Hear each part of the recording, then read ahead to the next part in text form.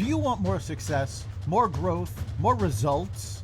Then it's time for the Boundless Success Accelerator from the Modern Observer Group. This isn't your average coaching program. It's where top performers come to dominate. Weekly group sessions, on-demand coaching, a community that's got your back, and a power-packed library of tools to supercharge your business and career. No more excuses, no more waiting. Get in, level up, and start building the life you've been dreaming about. Visit us at modernobserver.com/boundlesssuccess to join today. Let's get you to the next level. We're here because the news is being distorted. We're here because people are being inundated with misinformation on social media. We're here because people are being judged guilty until proven innocent. We are fighting back with facts. This is not a safe zone, so buckle up, Buttercup. This is the raw, naked truth.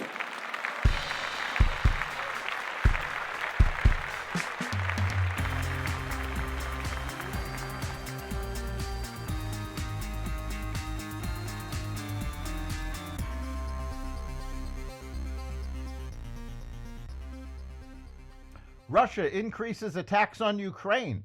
The U.S. solidifies support for Taiwan. Trump gets tough with Iran. The measles outbreak spreads, and more. Welcome to the Raw Naked Truth. I'm your host, Eric Lopkin, and here's the news you need to know. 2 people were killed and 35 others were injured after a Russian drone attack struck a military hospital and shopping center in Ukraine late Saturday night, Ukrainian officials said. The officials condemned the attack on Kharkiv in a statement on Sunday, saying a 67-year-old man and a 70-year-old woman were killed. The attack comes as Russia's aggression in Ukraine shows no sign of stopping, despite efforts by President Trump's administration to speed along peace talks. Ukraine says that many of the casualties were servicemen undergoing treatment at the military hospital. Ukraine's Air Force says the attack consisted of 111 Russian drones, 65 of which were shot down and another 35 of which were disabled electronically or failed of their own accord. Meanwhile, President Trump said he was pissed off at Russian President Vladimir Putin for stalling ceasefire negotiations with Ukraine and threatened tariffs on Russian oil if Moscow continues adding conditions to a U.S.-backed peace deal. Taiwan is feeling positive about increased support for the island after months of uncertainty about whether President Trump's America First agenda could deprive it of a key backer. In recent days, the U.S. made its first move to cut off Chinese access to high-end technology and hardened its wording in a pair of public statements on Taiwan in ways that are certain to rankle Beijing.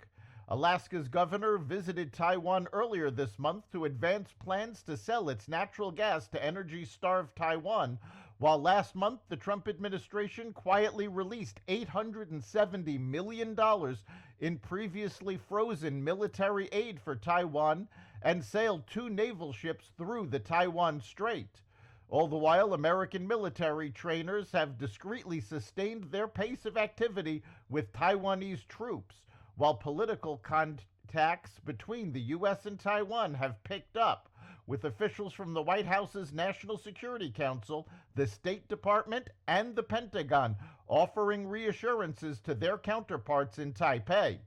The Pentagon earlier this month circulated an interim internal guidance document calling for more robust deterrence of China to defend Taiwan against an invasion, though the interim recommendations don't appear to have been implemented, according to a U.S. official familiar with the document. The Washington Post reported earlier on the circulation of the internal guidance memo. President Trump's overtures via a letter to the Islamic Republic of Iran Supreme Leader Ali Khamenei to jumpstart talks on dismantling Tehran's illicit nuclear weapons program were met with rejection by the theocratic state on Sunday, following Trump's latest threat to the regime. Trump told NBC on Saturday that if they don't make a deal, there will be bombing, he said. But there's a chance that if they don't make a deal, that I will do secondary tariffs on them like I did 4 years ago. Trump added that the U.S. and officials from the Islamic Republic are talking. Iran's president said on Sunday, We don't avoid talks. It's the breach of promises that has caused issues for us so far, according to the Associated Press. He added, they must prove that they can build trust. The White House did not immediately respond to Iran's rejection of the talks, according to the AP. Iran's president noted that in their response to the letter that indirect negotiations with the Trump administration were still possible. A Holocaust survivor murdered at age 91 and a baby killed just 14 hours after birth are among the victims named in the UK's October 7th Parliamentary Commission report, the most detailed Western investigation to date into the Hamas-led attack on Israel. The 318-page report, chaired by British historian and peer Lord Andrew Roberts, documents the death of 1,182 people in a 48-hour period and provides extensive evidence of atrocities committed against civilians. The report describes the assault as a meticulously planned operation designed not only to kill but to terrorize through extreme brutality, looting, and humiliation. It includes testimonies of group rapes of women and girls, some of whom were murdered, as well as evidence of sexual violence committed against corpses. It details the targeting of children, including infants shot in strollers or burned alive. Illegal migrant border encounters have plummeted since President Trump took office in January and continue to trend at record lows compared to this time last year under former President Joe Biden. For instance, there were just 32 encounters in El Paso, Texas on Thursday, compared to 1,134 encounters on the same day in 2024, according to Border Patrol sources. That equates to a 97% reduction. In Tucson, Arizona, there were 59 apprehensions compared to 1,222 on the same day last year under Biden, a 95% reduction, while San Diego saw 36 apprehensions on Thursday compared to 908 on the same day in 2024, a 96% decrease. In total, there were just 254 apprehensions across the southern border on Thursday, compared to 4,229 on the same day last year, a 94% reduction. The figures come after Trump announced earlier this month that apprehensions fell to 8,326 in the whole month of February, his first full month in office, which he said is a record-setting low. The figure marks a 96% drop from the highs of the Biden administration in December 2023.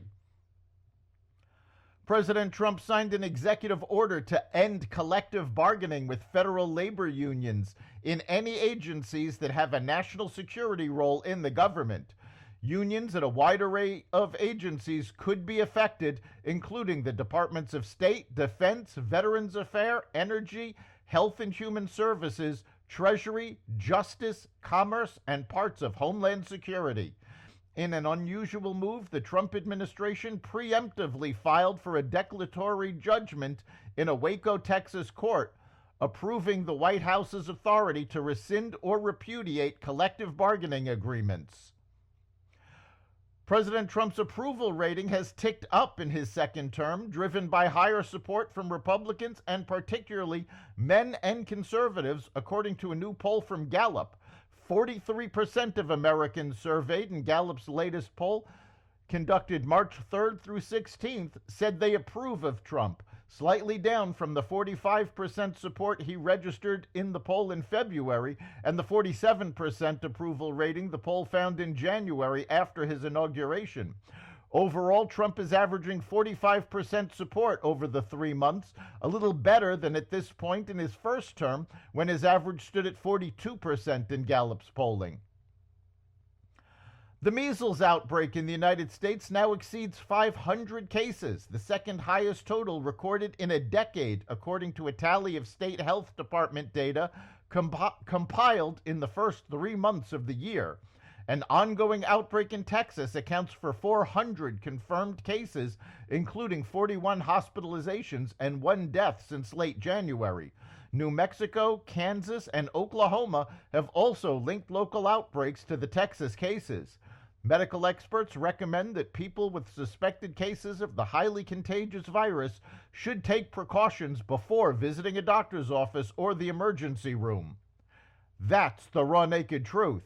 You can catch every episode of the Raw Naked Truth Daily News Brief, as well as our sister podcast, Carnivore Radio, with news, analysis, and commentary, and the rest of the Xvadio Podcast Network at xvadio.com, the Apple Podcast app, YouTube, Rumble, Spotify, iHeartRadio, Audible, Amazon Music, and other platforms that respect freedom of speech.